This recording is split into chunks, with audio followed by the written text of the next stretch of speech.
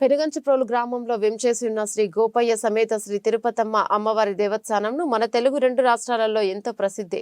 కోరుకున్న వారికి కొంగు బంగారమై భక్తుల కోరికలు తీర్చడంతో ఎక్కడెక్కడి నుంచో భక్తులు ప్రతిరోజు అధిక సంఖ్యలో అమ్మవారిని దర్శించుకునేందుకు వస్తుంటారు.